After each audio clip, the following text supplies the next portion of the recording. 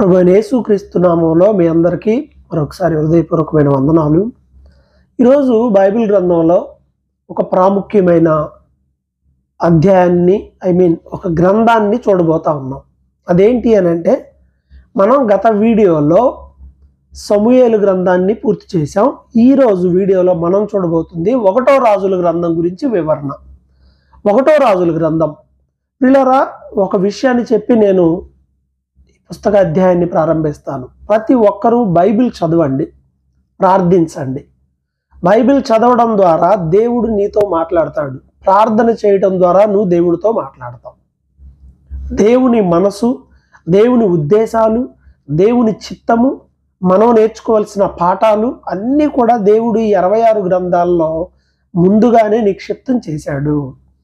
నేను చెప్పే ఈ వీడియో కూడా బైబిల్లో నుండి పూర్తిగా బైబిల్లో కొంతమందికి కొన్ని ఇబ్బందికరంగా, అంటే అర్థం కాక కొంచెం ఇబ్బందికరంగా ఫీల్ అయ్యి బైబిల్ చదవడం ఆపేస్తుంటారు. అలా కాకుండా నేను చెప్పిన తర్వాత మరలా మీరు ఇంకోసారి ఈ గ్రంథాన్ని చదివితే మీకు ఇంకొంచెం డెప్త్ ఐడియా వస్తుందన్న ఉద్దేశం తప్ప మరేమి లేదు. సో 1వ రాజుల గ్రంథాన్ని మనం చూడబోతున్నాం. ఈ 1వ రాజుల గ్రంథంలో ప్రారంభం ఎలా ఉంటుంది అని అంటే, 2వ సమూయేలు కొనసాగింపే మొదటి రాజులు ప్రారంభ అధ్యాయంలో. అదేంటి అంటే, దావీదు వృద్ధుడైపోయిన తర్వాత, దావీదు తర్వాత ఇశ్రాయేలు రాజ్యానికి జరిగినటువంటి సంఘటనలే ఈ 1వ రాజుల గ్రంథంలో ఉన్నాయి. దావీదు వృద్ధాప్యంలోకి వచ్చినప్పుడు అసలు ఇక పూర్తిగా బెడ్కే పరిమితమైన టైంలో అతని కౌగిటిలో ఉండడానికి, కేవలం అతనికి వెచ్చదనం కలిగించడానికి రాజ్యంలో ఒక యవనసురాలను తీసుకొస్తారు. ఆ అమ్మాయి దావీదు చివరి దశలో అతనికి కేవలం వెచ్చదనాన్ని కలిగించడానికి దావీదు దగ్గర అమ్మాయిని ఉంచడం జరుగుతుంది, ఒక కేరర్గా. అయితే ఇలాంటి సమయంలో అదోనియా అనేటువంటి వ్యక్తి ఉన్నాడు. ఈ అదోనియా దావీదు కుమారుడు. అయితే ఇతను ఏం చేస్తాడంటే, గర్వించిన వాడైపోయి నేనే రాజుని అని చెప్పేసి రాజ్యంలో ఒక వర్గాన్ని ఏర్పాటు చేసుకుని, ఇంక్లూడింగ్ యోవాబు కూడా అటువైపే వెళ్తాడు.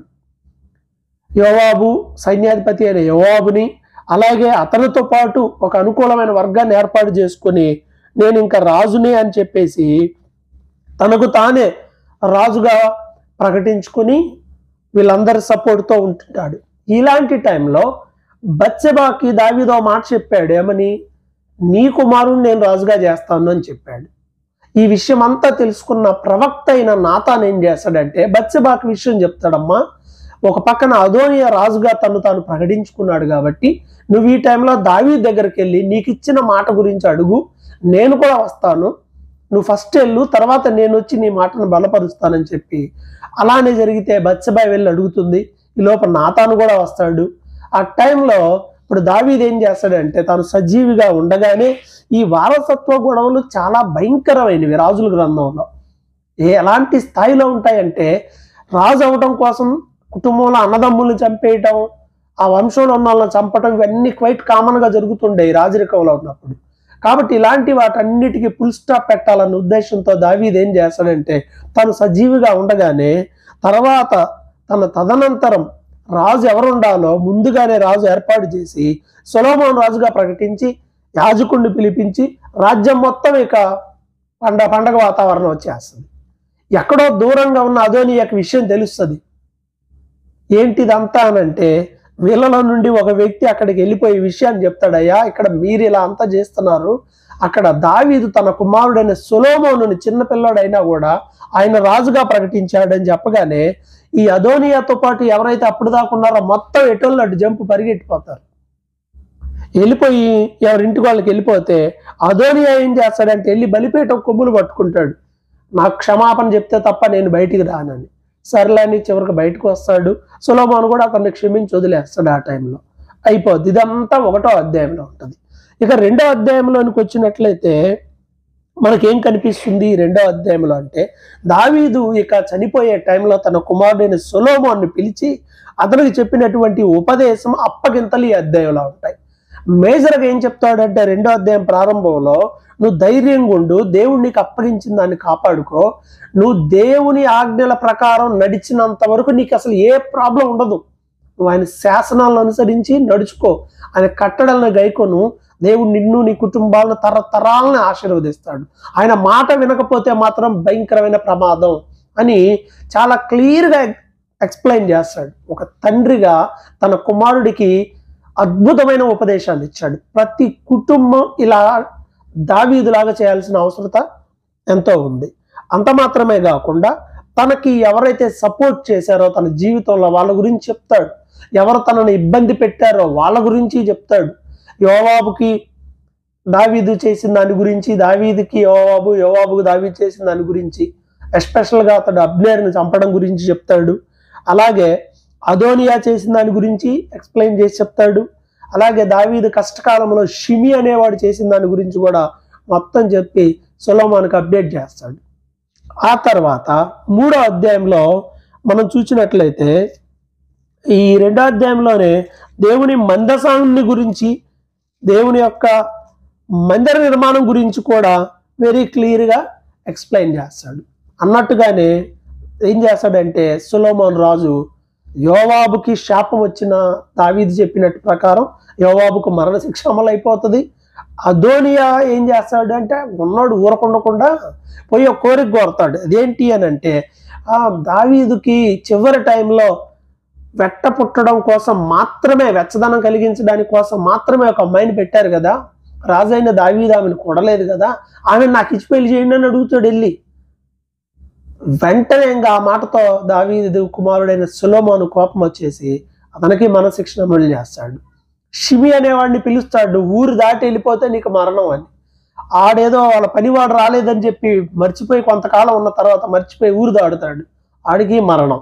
అలా వీళ్ళందరికీ తగిన శిక్షలు అనేవి సొలొమోను కాలంలో పడతాయి. ఇది 2వ అధ్యాయంలో మనకు కనిపిస్తుంది. ఇక 3వ అధ్యాయంలో మనం చూసినట్లయితే సొలొమోను ఏం చేశాడు అని అంటే ఐగుప్తు కుమార్తెను పెళ్లి చేసుకుంటాడు, ఫరో కుమార్తెను పెళ్లి చేసుకుంటాడు. అంత మాత్రమే కాకుండా ఆయన ఏం చేశాడు అని అంటే అతడు తనకి ఇంకా చుట్టుపక్కల సామ్రాజ్యంలో ఉన్న ఎవరితో యుద్ధం చేయకుండా అందరి పిల్లల్ని పెళ్లి చేసుకోవడం మొదలు పెడతారు. ఇది చాలా తప్పైపోయింది. తర్వాత కాలంలో దాని శాపాన్ని, దాని పర్యవసానాన్ని సొలొమోను అనుభవిస్తూ ఉంటాడు. సో ఇలాగా ఒక గిబియోను అనేటువంటి ప్రాంతం ఉంది. ఆ ప్రాంతంలో 1000 దహనబలులు దేవునికి అర్పిస్తాడు సొలొమోను. అర్పించినప్పుడు దేవుడు అతనికి ప్రత్యక్షమై నీకు ఏం కావాలి అని అడగడం 3వ అధ్యాయంలో మనకు కనిపిస్తుంది స్వప్నంలో. అప్పుడు అతను ఏం కోరుకుంటాడంటే ఇంత గొప్ప సామ్రాజ్యాన్ని ఇచ్చావు ప్రభువా నాకు పాలించడానికి, నాకు ఆ జ్ఞానాన్ని ఇవ్వండి చాలు అంటాడు. నువ్వు శత్రువుల ప్రాణాన్ని అడగలేదు, వెండి బంగారాలని, ఆస్తిపాస్తుల్ని, మంచి పేరు అడగలేకుండా ఇది అడిగావు కాబట్టి నాకు అనుకూలంగా ఉంది నువ్వు అడిగింది అని, నువ్వు అడగకపోయినా అవన్నీ ఇస్తున్నావు అని చెప్పి దేవుడు అతనికి ఒక మహాజ్ఞానాన్ని, ఇక ఎవ్వరు ఇలాంటి జ్ఞానం కలిగిన వాళ్ళు పుట్టరు. ఈ మహాజ్ఞానం కలిగిన వాళ్ళు ఇక నీలాంటి వాళ్ళు గతంలో పుట్టలేదు, ఇక ముందు కూడా పుట్టరు, ఈ తరం కూడా లేరు అని ఒక అద్భుతమైన జ్ఞానంతో దేవుడు సొలొమోనుని నింపటం మనకి ఈ అధ్యాయంలోనే మనకి కనిపిస్తుంది. అది ప్రూవ్ అవుతుంది కూడా.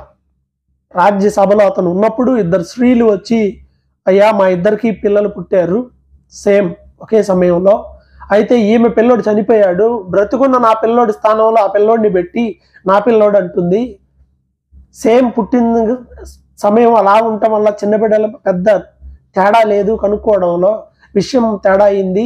ఇప్పుడు ఈ పుట్టిన బిడ్డ, ఈ బ్రతుకున్న బిడ్డ ఎవరి బిడ్డో మాకు అర్థం కావట్లేదు అంటే ఆ టైంలో ఆయన జ్ఞానంగా వ్యవహరిస్తాడు. సరే ఉన్న బిడ్డని 2 ముక్కలు చేసి ఇవ్వండి అంటే అసలు తల్లి కాని ఆమెమో ఇవ్వండి అలా అని అంటది, అసలు తల్లి వద్దులే ఎక్కడున్నా పర్లేదు అని చెప్తుంది.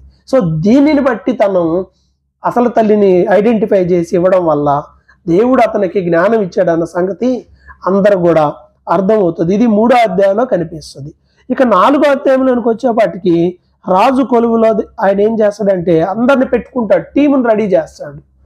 ఇదిగో ఈ టీం దీనికి, ఈ టీం దీనికని మొత్తం క్లియర్గా ఒక టీంని సెలెక్ట్ చేసుకుంటాడు. బెనయా అనేటువంటి వ్యక్తిని సైన్యాధిపతిగా ఏర్పాటు చేసుకుంటాడు. రాజ సంరక్షణ పోషణ కోసం ఒక 12 మంది టీంని ఏర్పాటు చేసి 12 మంది నెలకు ఒకళ్ళ చొప్పున రాజుకు భోజనం పంపించాలి మొత్తం తయారు చేసి అని ఆ 12 మంది టీంని ఏర్పాటు చేస్తారు. అలా భోజనం గురించి 4వ అధ్యాయంలో 22వ వచనంలో ఉంటుంది. సొలొమోను కుటుంబంలో అంటే సొలొమోను రాజు అంతఃపురంలో ఒక డే ఎంత ఖర్చు అవుద్ది అని అంటే భోజన సామాగ్రి, 600 తులాల సన్నపు గోధుమ పిండి, 1200 తూముల ముతక పిండి, కొవ్విన ఎడ్లు ఒక రోజుకు 10 కొవ్విని, మామూలుగా విడిగా ఒక 20 ఎద్దులు, అలాగే 100 గొర్రెలు, ఇవి కాకుండా ఎర్ర దుప్పులు, జింకలు, కొవ్విన బాతులు ఇవన్నీ ఉన్నాయి.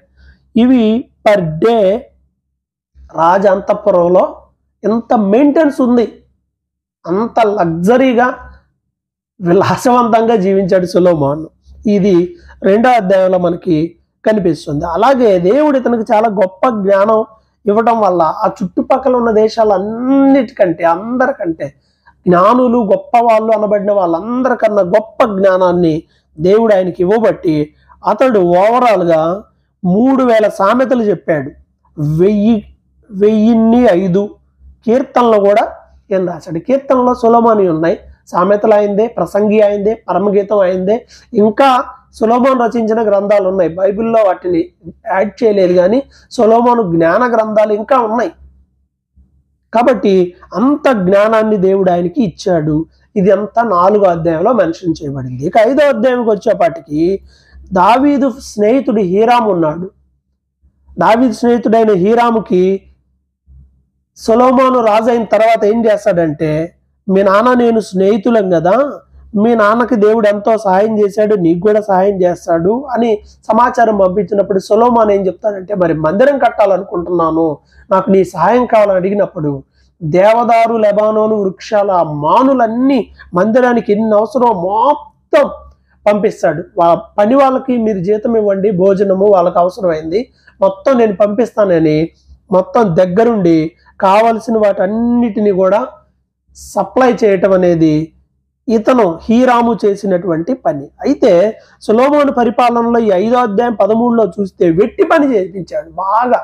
మందిరాన్ని కట్టడానికి 7 ఏళ్ళు, అతని మందిరం రాజనగర్ కట్టడానికి 13 ఏళ్ళు, 20 సంవత్సరాలు ఇశ్రాయేలీల మీద పన్నులు ఎక్కువ అయిపోయినాయి, భారం వచ్చింది. అలాగే పనిచేసే వాళ్ళ సంఖ్య కూడా ఎక్కువైపోయింది. ఖచ్చితంగా 1 నెల పని చేయాలి, 2 నెలలు రెస్ట్ తీసుకోవాలి. ఇక వెట్టి పని అన్నమాట. ఇది కొంచెం మైనస్ అవుతుంది, తర్వాత మనకు తెలుస్తుంది ఆ విషయం. సో ఈ విధంగా మొత్తానికి 6వ అధ్యాయంలో మనం చూసినట్లయితే ఇశ్రాయేలీయులు ఐగుప్తు నుండి బయలుదేరి వచ్చిన 480 సంవత్సరాలకి సొలొమోను కాలంలో అద్భుతమైన మందిరం, మామూలుగా కాదు, చాలా ఆశ్చర్యమైనటువంటి ఒక గొప్ప ప్రణాళికతో మందిరాన్ని ఏర్పాటు చేస్తాడు. ఆ మందిరాన్ని ఏర్పాటు చేసి ఆ మందిరాన్ని 7 సంవత్సరాలు నిర్మిస్తాడండి. 7 ఏళ్ళు పట్టిందంటే రాజుకే, అన్నీ ఉన్న ఆయనకే. అది ఎంత గొప్ప మందిరమో మనం ఒకసారి ఆలోచన చేసుకోవాలి. అలాగా ఆ మందిరంలో మందసాన్ని ఏర్పాటు చేయడానికి కెరూబులు ఏర్పాటు చేశాడు, చాలా ఏర్పాట్లు చేశాడు. అలా అయిపోయిన తర్వాత 7వ అధ్యాయంలో పర్సనల్గా ఆయన రాజనగర్ కట్టించుకున్నాడు. దానికి 13 సంవత్సరాలు పట్టింది. అధికార మండపాన్ని ఒకటి కట్టించుకున్నాడు. ఈ విధంగా సొలొమోను కొన్ని పట్టణాలను కూడా కట్టించుకున్నాడు. ఈ విషయంలో నఫ్తాలి గోత్రానికి చెందినటువంటి వ్యక్తి హీరాము, ఇతను దావీదు యొక్క స్నేహితుడు, చాలా హెల్ప్ చేస్తాడు. ఈ హీరాము ఏం చేశాడు అని అంటే, వెండి ఈ ఇత్తడితో ఇవన్నీ ఐటమ్స్ చేయటంలో ఇతను ప్రసిద్ధి చెందినవాడు. సో అనేకమైన డిజైన్స్ ఆయన చేత చేయించుకుంటాడు. అసలు ఇత్తడికి వెండికి సొలొమోను కాలంలో కొలతే లేదు, అంత విరివిగా వాడారు. మందిరం అంతా కూడా బంగారుమయంగా ఉండేటట్టుగా అన్నీ తయారు చేయించాడు. సో ఈ విధంగా మందిరంలో ఆశ్చర్యమైనటువంటి విధంగా అందరూ ఆశ్చర్యపోయేలా చాలా అద్భుతమైనటువంటి పనితీరుతో అనేకమైన ఏర్పాటు చేసి 8వ అధ్యాయంలో మందసాన్ని తీసుకొచ్చి మందిరంలో పెట్టి అద్భుతంగా మందిర ప్రతిష్ఠ చేస్తారు. ఆ రోజు గొర్రెలు, ఎద్దులు బలి ఇవ్వడం మొదలు పెడితే లెక్కలేనన్ని ఇచ్చేశారు. అసలు బలిపీఠం చాలా ఎక్స్ట్రా బలిపీఠాలు ప్రతిష్ఠించి ఇంకా బలులు ఇవ్వడం మొదలు పెట్టారు. 14 రోజుల పాటు ఈ మందిర ప్రతిష్ఠ పండుగ అనేది సొలొమోను కాలంలో జరగటం మనం చూస్తాం. 14 రోజులు జరిగింది. తర్వాత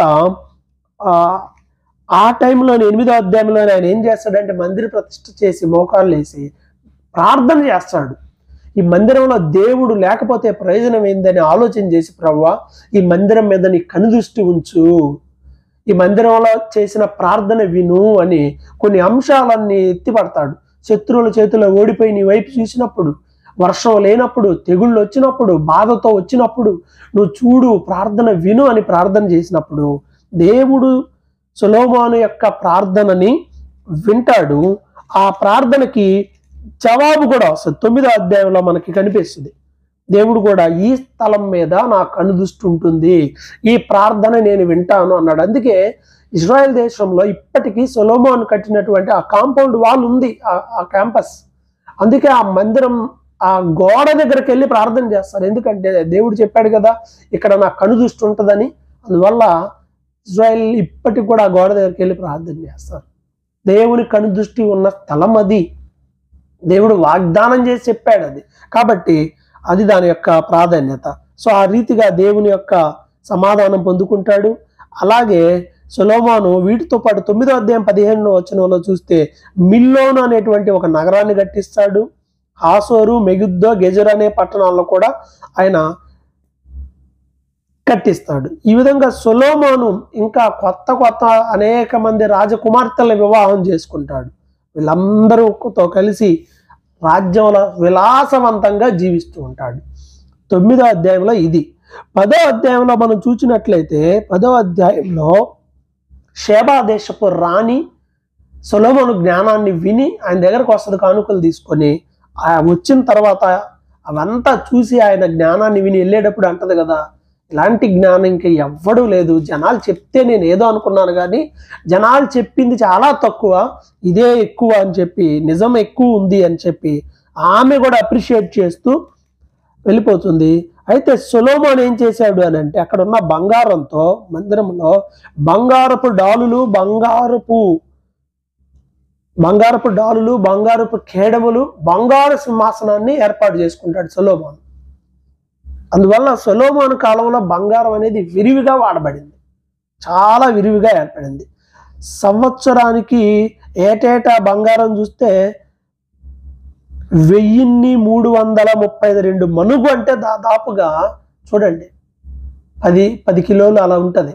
అలాంటిది 1200, 1300 అంటే 1332 మనుగులు, అంటే దాదాపు 13.5 క్వింటాల్ పైన ఇంకా ఎక్కువ బంగారం వచ్చేసింది. వీటన్నిటితో ఆయన ఏం చేస్తాడంటే $200 పెట్టి చేశాడు. అలాగే కేడాలు చేయించాడు, సింహాసనాన్ని చేయించాడు. సో ఈ రీతిగా బంగారాన్ని కూడా రాజ్యంలో విరివిగా వాడేటట్టుగా చేశాడు అనమాట. అంత సంపద అనేది అతనికి దేవుడు అనుగ్రహించాడు. ఇది 10వ అధ్యాయంలో. ఇక 11వ అధ్యాయంలోకి వచ్చేపాటికి చాలా మంది భార్యలు సొలొమోను జీవితంలోకి వచ్చారు. దేవుడు చెప్తాడు ముందే, అన్యులతో వియ్యం అందొద్దు అని క్లియర్గా ధర్మశాస్త్రంలో ఉంది. కానీ సొలొమోను జ్ఞానవంతుడు అయినప్పటికీ ఈ విషయంలో పడిపోయాడు. కనపడిన వాళ్ళందరిని చేసుకుంటూ వచ్చాడు. చివరికి ఏ స్థాయిలోకి వచ్చాడు అని అంటే, బైబిల్ చెప్తుంది అతడు పరస్త్రీలను మోహించి కామాతురత గలవాడై 11వ అధ్యాయం 2వ వచనంలో వారిని ఉంచుకొనుచూ వచ్చెను. అతనికి 700 మంది రాజకుమార్తెలైన భార్యలు, 300 మంది ఉపపత్నులు, మొత్తం 1000 మంది అతనికి భార్యలు ఉపపత్నులు కలిపి. వాళ్ళు ఏం చేశారంటే అతని భార్యలు అతని హృదయమును తిప్పివేసిరి. వృద్ధాప్యంలోకి వచ్చాక నువ్వు మీ దేవుడు కట్టుకున్నావు, మరి మేము ఇది ఫాలో అవుతాం కదా, మాకంటే మందిరం కట్టిన ఆ చేతితోనే విగ్రహాలకు గుడులు కట్టించాడు తన భార్యల కోరిక మేరకు. ఎవడి సొమ్ముతో? దేవుడిచ్చినటువంటి దాంతో. ఈ రీతిగా అతని భార్యలు అతని హృదయాన్ని తిప్పేసేశారు. తిప్పేసినప్పుడు దేవుడు అతనితో మాట్లాడాడు. బైబిల్ చెప్తుంది కదా 9వ వచనంలో 2 సార్లు దేవుడు ప్రత్యక్షమయ్యాడు. మరలా ప్రత్యక్షమే 2 సార్లు ఇలా చేయొద్దని చెప్పినా కానీ భార్యల మాట విన్నాడు, కానీ దేవుని మాట వినలా. అయిపోయింది ఇంకా ఆయన పైన, రాజుగారి పని. భార్యలు అంతగా అతని జీవితాన్ని ప్రభావితం చేశారు. అందుకే విగ్రహ సంబంధమైన వారితో జీవితాన్ని పాటు చేసుకోవద్దు, అంటే విగ్రహ సంబంధమైన ఆ వియ్యాల జోలు పోవద్దు అని చెప్పేది. అందుకే మనోళ్ళు ప్రార్థనే పెళ్లి దగ్గర రాగానే డబ్బు, లంచగొండులు, లేకపోతే బ్యాక్గ్రౌండ్, ప్రార్థనకు పోకపోయినా పర్లా, బాప్తిసం లేకపోయినా పర్లా అని ఆ రీతిగా ఎన్ని కుటుంబాలు నాశనం అవుతున్నాయి ఎప్పటికీ. చెబితే అర్థం కావట్లే చాలా మందికి. సొలొమోను కుటుంబంలో అది మనకు వెరీ క్లియర్గా కనపడుతుంది, మనం అది చూస్తాం. ఆ రీతిగా ఆయన దేవునికి విరోధమైన మార్గంలో నడిచాడు. అప్పుడు దేవుడు అంటాడు కదా, ఇంకా రాజ్యం అనేది నీ దగ్గర నుండి తీసివేయబడుతుంది, నీ కాలంలో కాదు కానీ నీ కుమారుడి కాలంలో రాజ్యం వేరే వాళ్ళకి అప్పగిస్తాను అని చెప్పేసి చెప్తాడు. కొంతమంది విరోధులు లెగుస్తారు. అప్పుడే ఇక సొలొమోనుకి విరోధంగా కొంతమంది రావడం మొదలు పెడతారు. వాళ్ళలో ఎదోమీయుడు అయిన హదదు అనేటువంటి వ్యక్తి, ఏశావు సంతానం, అతను రెబెల్ అవుతాడు. అలాగే సొలొమోనుకి రెజోన్ అనేటువంటి ఒక వ్యక్తి, అతను రెబెల్ అవుతాడు. మూడో వ్యక్తి యెరోబాము కూడా సొలొమోను కాలంలో ఉన్నాడే. కాకపోతే ఇక దేవుడు అతనికి అధికారం ఇచ్చాడు కాబట్టి సొలొమోను కాలంలో రాజ్యంలో ఏమీ డివిజన్స్ రాలేదు. విరోధులైతే వచ్చేసారు, డివిజన్స్ రాలా. అయితే వాళ్ళు అలా ఉన్నారు. సొలొమోను దాదాపు 40 సంవత్సరాలు పరిపాలన చేసిన తర్వాత ఇక సొలొమోను ప్రవర్తన బట్టి దేవుడు ఎంతో బాధపడిన తర్వాత అహీయా అనే ఒక ప్రవక్త ద్వారా యెరోబాము అనే వ్యక్తిని దేవుడు రాజుగా ఏర్పాటు చేస్తాడు. దావీదుకు చెప్పాడుగా, మరి నీ పిల్లలు అంతా, నీ సంతానం అంతా ఉంటారు రాజులు, కానీ వాళ్ళ కోసం ఒక గోత్రం పక్కన పెట్టి, యోధా గోత్రాన్ని పక్కన పెట్టేసి మిగతా అందరు ఇశ్రాయేలీలు 10 గోత్రాలు, లేవీలు అంటే వాళ్ళు ఇక్కడే ఉంటారు ఎట్లాగో యోధాలో, మిగతా 10 గోత్రాలకి యెరోబామును రాజుగా అభిషేకించడం అహీయా ప్రవక్త మనకి ఈ అధ్యాయంలో కనిపిస్తుంది. నువ్వు జాగ్రత్తగా నా మాట వింటే, నా శాసనాలు గైకుంటే నీవు నీ పిల్లలు అందరు తరతరాలు ఉంటారని యెరోబాముకు కూడా అదే మాట చెప్తాడు దేవుడు. అదే మాట చెప్పి ఆయనకి రాజుగా ప్రకటిస్తాడు. అయితే ఇంకా సొలొమోను అయిపోయిన తర్వాత 12వ అధ్యాయంలో ఆయన కుమారుడైన రెహబాము రాజు అవుతాడు. రెహబాము రాజు అవగానే పెద్దలు అందరూ వచ్చి, అయ్యా మరి మీ నాన్న కాలంలో మాకు ట్యాక్సులు ఎక్కువ, పన్నులు పడ్డాయి, వెట్టి జాగిరీ చేశాం, శిక్షలు కూడా ఎక్కువ ఉన్నాయి, ఇవన్నీ తగ్గించంటే నేను మీకు మరలా చెప్తాను అని చెప్పేసి వాళ్ళు మీరు 2-3 రోజులు ఆగి రండి అని చెప్పి ఏం చేస్తాడంటే తనతో పాటు పెరిగిన స్నేహితుల్ని పిలుస్తాడు. ఏంటి నా దగ్గరకు వచ్చి ఇలా అన్నారు, నేను ఏం రిప్లై చేయాలి అని. పెద్దల ఆలోచనలు చెప్తారు, ఇలా కాదు ఇలా చెప్పమని. వాళ్ళ ఆలోచన పక్కన పడేసి తనతో పెరిగిన కుర్రోళ్ళ సలహా తీసుకొని ఏం చెప్తాడంటే, మా నాన్నకన్నా నేనే ఎక్కువ శిక్షలు ఎక్కువ వేస్తా, నేనే ఇంకా హార్డ్గా ఉంటానని. అప్పుడు అందరి కోపం వచ్చి వీడు వేస్ట్ ఫెలో అని అనిపిస్తుంది. అప్పుడు యెరోబాము తిరుగుబాటు చేస్తాడు. 10 గోత్రాలు యెరోబాము వైపు వెళ్ళిపోతాయి. లేవీలు యోధా గోత్రం మాత్రం అలాగే నిలబడితే వాళ్ళకి మాత్రమే రెహబాము రాజుగా అయిపోతాడు. కేవలం అతను తలతిక్క సమాధానం, తప్పుడు ఆలోచన, తప్పుడు సలహాలు తీసుకొని చేయడం వల్ల రాజ్యం అలా అయిపోయింది. ఇలా అయిపోయే ఇద్దరు యుద్ధానికి తలపడతారు. అసలు యుద్ధంగా తేలాల్సిందే అని. అప్పుడు దేవుడు అంటాడు, జరిగింది నా వల్ల జరిగింది, ఎవరింటికాడు వెళ్ళిపోండి అని. ఆ విధంగా వాళ్ళందరూ వెళ్ళిపోతారు.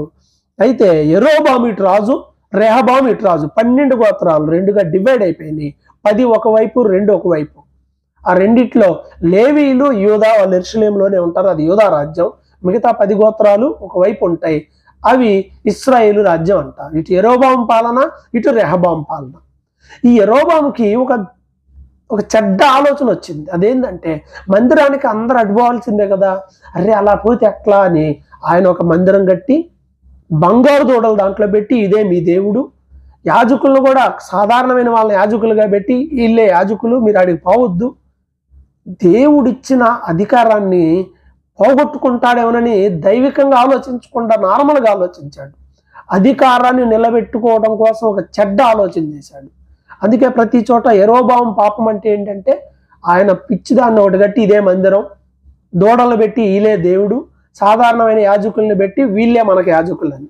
ఇది మనకి 12వ అధ్యాయంలో కనిపిస్తుంది. అప్పుడు 13వ అధ్యాయంలో ప్రవక్త వచ్చి అంటాడు, ఒక రాజు పుడతాడు, ఈ బలిపీఠం మొత్తం బద్దలైపోద్ది. ఇప్పుడు నేను చెప్పేది నిజమైపోతే ఇతను ఈ బలిపీఠం మీద వీళ్ళందరి ఎముకల్ని అర్పిస్తాడు, మొత్తాన్ని కూలగొట్టేస్తాడు ఈ దూడలన్నిటిని అని ప్రవచించి యెరోబాము కూడా చెప్తాడు, నువ్వు దేవుని మాటకు అనుకూలంగా బ్రతకలేదు కాబట్టి నీకన్నా ఇంకొక వ్యక్తిని దేవుడు రాజుగా ఎన్నుకుంటాడు, నీ పిల్లలకి సదాకాలం రాజ్యం ఇవ్వాలనుకున్నాడు, కానీ నువ్వు చేసిన పని వల్ల నీ పిల్లలకు కూడా రాజ్యం పోతుంది అని చెప్పేసి చెప్తాడు. అలా చెప్పగానే యెరోబాము కోపం వస్తుంది. రాజు కదా, అనుకూలంగా లేకపోయేపాటికి ఇట్లాగ చెయ్యెత్తాడు, పట్టుకున్నాను కదా దెబ్బకి చెయ్యి ఎండిపోద్ది. వెంటనే మరలా పశ్చాత్తాపడితే ఆ చెయ్యి తిరిగి వచ్చేస్తుంది. అలాగా యెరోబాము దేవుని మాటకి విరోధంగా ప్రవర్తించటం ద్వారా అతనికి కూడా శాపం వచ్చేస్తుంది. ఆ తర్వాత ఒక విషయం ఈ అధ్యాయంలో కీలకంగా ఉంటుంది 13లో. ఈ ప్రవక్త ఏం చేస్తాడంటే ఇంకా అలా వెళ్ళిపోతా ఉంటుంటే ఒక అతను వచ్చి మరి ఇక్కడే ఉండు స్టే చేయి అన్నట్టు, లేదు లేదు దేవుడు చెప్పాడు నాకు ఎక్కడ ఎవరితో స్టే చేయొద్దు వెళ్ళిపోమన్నాడు అని. ఈలోపు ఇంకో ముసలి ప్రవక్త వచ్చి నాకు దేవుడితో ఇప్పుడే చెప్పాడు తీసుకెళ్ళమని అని. వెంటనే అతనికి మాటలకు లోబడి వెళ్ళిపోయి వాళ్ళ ఇంటికి వెళ్ళి భోజనం చేస్తాడు. అప్పుడు దేవుడు చెప్తాడు, ఆల్రెడీ నేను ఒక మాట చెప్తే ఎవడో వచ్చి నాకు దేవుడు చెప్పాడు అనగానే నువ్వు అతని మాట ఎలా విన్నావు, నీ ప్రాణం పోతుంది అని చెప్పాడు. అన్నట్టుగానే సింహం ఆయన చీల్చేస్తుంది దారిలో. ఇక్కడ మనం గ్రహించాల్సింది ఏంటంటే దేవుడు మనకు ఒకటి చెప్పాక ఇంకొకటి వచ్చి కాదు నాకు దేవుడు ఎట్లా చెప్పాడంటే మనం నమ్మకూడదు.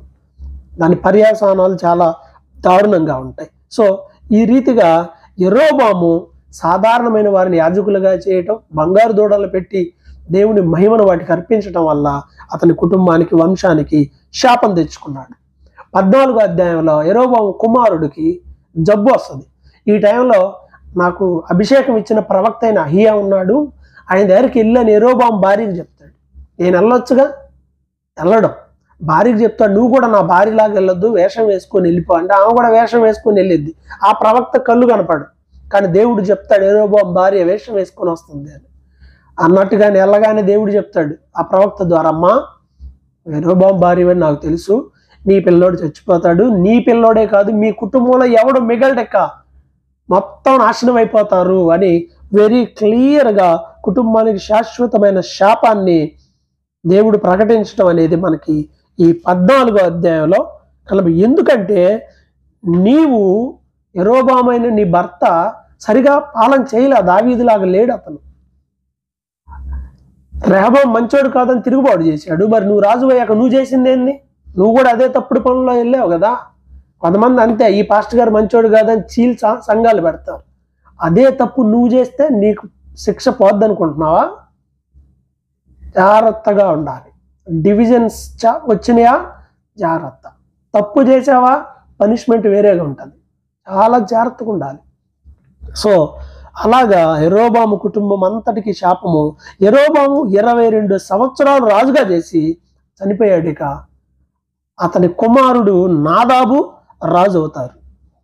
ఇశ్రాయేల్ దేశంలో ఇట తయారైతే ఇటువైపు ఎలా ఉంది రెహబాము పాలన.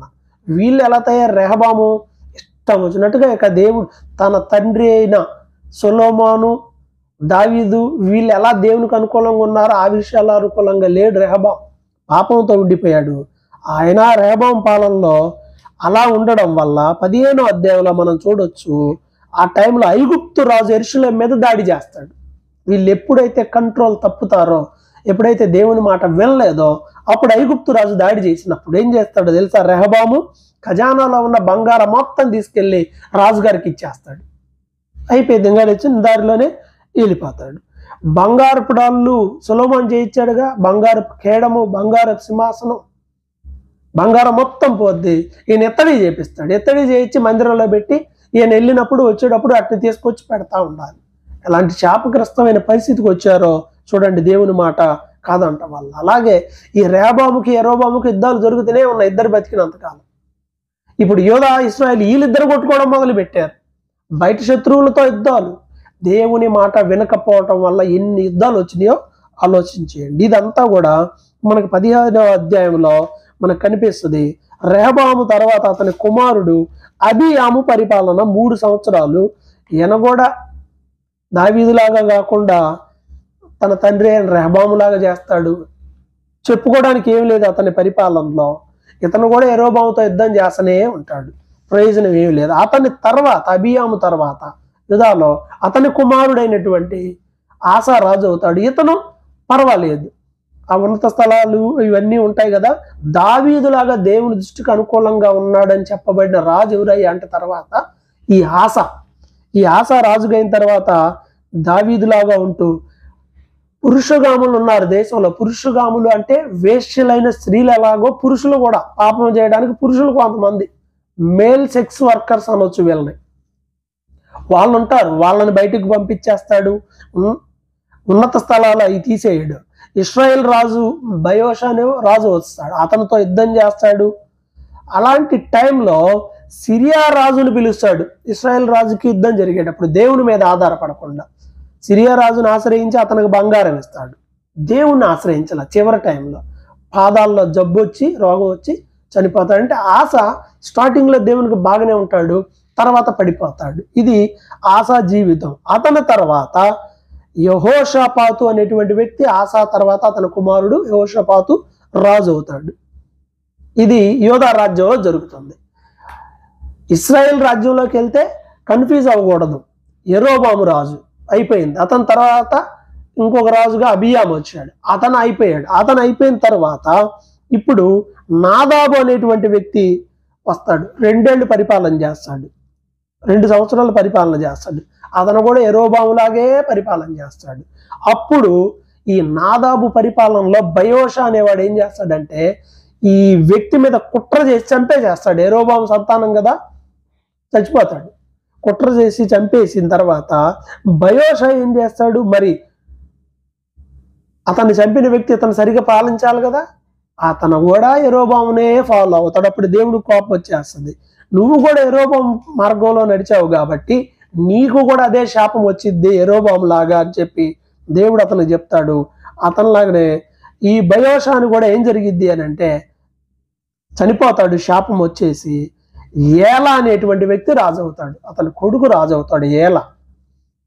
ఈ ఏలా రాజు అయిన తర్వాత ఈ బయోషా కొడుకు రాజు అయినప్పుడు అతను 2 ఏళ్ళు పరిపాలన చేస్తారు. చేసిన తర్వాత ఆడు తాగి మత్తుడైపోయి ఉంటాడు ఈ ఏలా.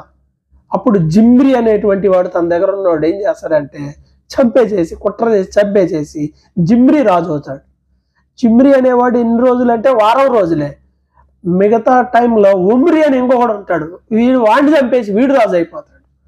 ఇక్కడ నుంచి అన్నీ అయ్యానండి. కుట్ర చేసి వాడిని వీడు చంపడం, వీడిని వాడు చంపుకోవటం.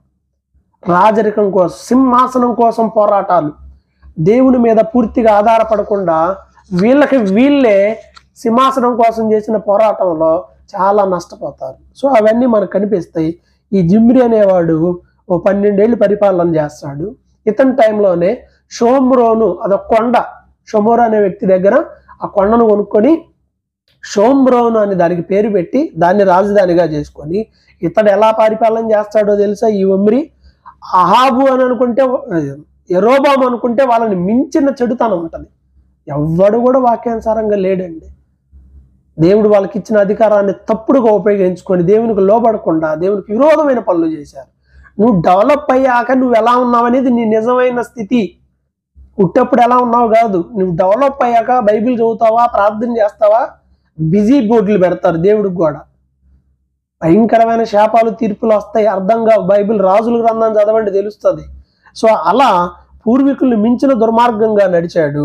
అతడు చనిపోయిన తర్వాత ఒమ్రి అతని కొడుకు వస్తాడు. అతని కొడుకు ఇతను భయంకరమైన వ్యక్తి అసలు ఇశ్రాయేల్ రాజుల్లో. అతని పేరే అహాబు. ఈ అహాబు 22 ఏళ్ళు పరిపాలన చేస్తాడు. వాళ్ళ పితరులు యెరోబాముని మించి వాళ్ళ రికార్డులన్నీ బ్రేక్ చేస్తాడు చెడ్డతనంలో. ఒక బయల కుమార్తెను పెళ్లి చేసుకుంటాడు. ఇతని భార్య పేరే యెజబేలు. అహాబు భార్య పేరే యెజబేలు. బయలుదేవతలకి విగ్రహాలు, బయలుకు బలిపీఠాలు కడతారు. ఇతని టైంలోనే ఏలియా కూడా వస్తాడు. 1 రాజులు 17. ఏలియా ద్వారా కరువు వచ్చిందని దేశంలో ముందే చెప్పడం, ఏలియాని ఒక విధవరాల దగ్గర పంపించి పోషించడం, ఒక వాగు దగ్గర పోషించడం, ఇవన్నీ మనకు తెలిసినవే. దేవుడు అలా పోషించడం 17వ అధ్యాయంలో ఉంటుంది. 18వ అధ్యాయంలో ఈ అహాబు, ఎవరైతే ఈ ఇశ్రాయేల్ రాజు ఉన్నాడు అహాబు, అతని దగ్గర ఓబద్య అని ఒక అతను ఉంటాడండి. అతను గృహ నిర్వాహకుడు, అలా హౌస్ మెయింటైన్ చేసే వ్యక్తి. ఓ పక్కన ఈ అహాబు యెజబేలు కలిసి దేవుని ప్రవక్తలు చంపుతుంటే అతడు తన డబ్బుతో జాగ్రత్తగా వాళ్ళని కాపాడి వాళ్ళకి పోషణ అనేది పెట్టిన ఒక గొప్ప క్యారెక్టరు ఈ 18వ అధ్యాయంలో మనకి కనిపిస్తుంది. ఈ టైంలోనే ఈ 18వ అధ్యాయంలోనే ఏలియా ప్రాణం తీయటానికి అహాబు చూస్తుంటే దేవుడు ఆయన్ని ఏం చేస్తాడంటే పంపించి మరలా సవాలు చేసి కొండ మీద ఒక బలి అర్పించే విషయంలో సవాలు అందరికీ తెలుసు. ఎవరి దేవుడైతే అగ్నిని పంపిస్తాడో కిందకి వాళ్ళ దేవుడే నిజమైన దేవుడని ఒక ఛాలెంజ్ పెట్టి ప్రార్థన చేస్తే ఈ అన్య దేవతల వల్ల కాదు, ఏలియా ప్రార్థన చేసినప్పుడు అగ్ని దిగి వస్తుంది, నిజమైన దేవుడు నిరూపించబడతాడు, బయలు ప్రవక్తలందరూ చంపబడతారు. ఇది 18వ అధ్యాయంలో ఉంటుంది. 19వ అధ్యాయంలో యెజబేలు ఏలియా ప్రాణాన్ని తీయ చూసినప్పుడు ఆయన పారిపోతాడు. పారిపోయినప్పుడు మరలా దేవుడు చెప్తాడు, వద్దు నువ్వు వెళ్ళి, ఇదిగో నీ పని ఉందని సిరియా రాజ్యానికి హజాయేలుని రాజుగా అభిషేకించాలి, రాజుగా ఉండడానికి యెహూని నువ్వు అభిషేకించాలి, నీ తర్వాత ప్రవక్తగా ఉండడానికి ఎలీషాని నువ్వు అభిషేకించాలని ఈ 3 పనులు ఏలియాకి చెప్తాడు అన్నట్టుగా అదే ఆయన చేసేస్తాడు. తర్వాత 20వ అధ్యాయంలోకి వస్తే అహాబు రాజైనప్పుడు ఇశ్రాయేలు రాజైన అహాబుకి సిరియా రాజైన బెన్హదద్కి యుద్ధం జరుగుతుంది.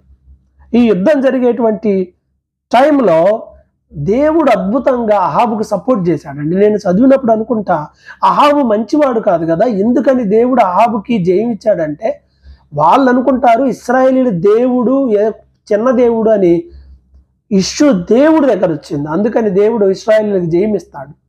వాళ్ళు అనుకుంటారు కొండలో యుద్ధం చేస్తున్నాం, వీళ్ళ దేవుడు కొండ దేవుడు కాబట్టి కొండల్లో వద్దు, లోయల్లో వద్దు, మైదానంలో అంటాడు. అక్కడ యుద్ధం చేసినా ఓడిపోతారు. చివరికి ఈ బెన్హదదుని ఓడిపోయినప్పుడు మరి శత్రువు ఓడిపోతే ఏం చేయాలి? రాజరికంలో శత్రువుని చంపేస్తారు, రాజ్యాన్ని తీసుకుంటారు. అలా కాకుండా ఈ పిచ్చి అహాబ్ ఏం చేస్తాడంటే బెన్హదదుని పక్కన కూర్చొని పెట్టుకొని స్నేహం చేస్తాడు. దేవుడికి ఆ విషయంలో కోపం వస్తుంది. శత్రువును నువ్వు వదిలేసేవరా పిచ్చోడా, వాళ్ళే నీ మీద దండయాత్ర చేసి నీ రాజ్యం నాశనం చేస్తారని చెప్తాడు చివరికి. అది 20వ అధ్యాయంలో మనం చూస్తాం. తర్వాత 21వ అధ్యాయంలో మనం చూస్తే ఒక సంఘటన, ఎంత రాజైన అహాబు చేసిన ఒక పిచ్చి పని ఏంటంటే ఆ పక్కనున్న స్థలం, ఎవరికైనా పక్కనున్న స్థలం కొనుక్కోవాలని ఉంటుంది, అమ్మితే కొనుక్కోవాలి. అహాబు ఏం చేస్తాడంటే నాబోతు అనే వ్యక్తిని పిలిచి అడుగుతాడు, నీగో మా రాజ్యాన్ని నగరాన్ని ఆనుకొని ఉంది నీ తోట, నాకు అది అమ్ము అని.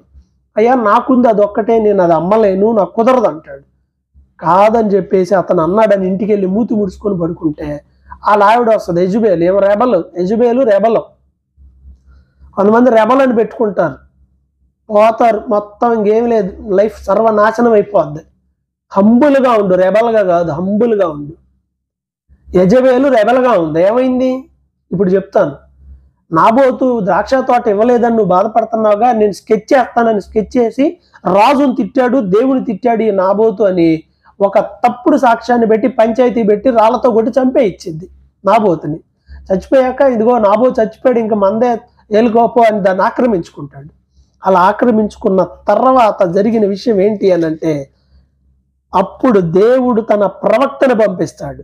అరే బాబు, నువ్వు ఎవరికి తెలియదు అనుకొని అబద్ధ సాక్ష్యాన్ని పుట్టించి నువ్వు ఇవన్నీ చేసావు కాబట్టి శాపం నీకు నీ కుటుంబానికి అని ప్రవక్త ద్వారా చెప్తాడు. నీ వంశం నాశనం అయిపోద్ది కా, నీ రాజ్యం నిలబడదే కా అని. అప్పుడు అహాబు ఏడుస్తాడు, వ్యాకుల పడతాడు, అయ్యో ఇట్లా అయిపోయిందని. అప్పుడు దేవుడు అంటాడు, నువ్వు ఏడిచి పశ్చాత్తాపడ్డావు కాబట్టి నీ టైంలో జరగదు, నీ పిల్లల టైంలో జరిగిద్ది అంటాడు. ఎవరి టైంలో జరిగితే ఏమైంది? కుటుంబానికి శాపం. కేవలం తల్లిదండ్రులుగా వీళ్ళు చేసిన పాపం యొక్క శాపం ఎంత భయంకరమైందో చూడండి.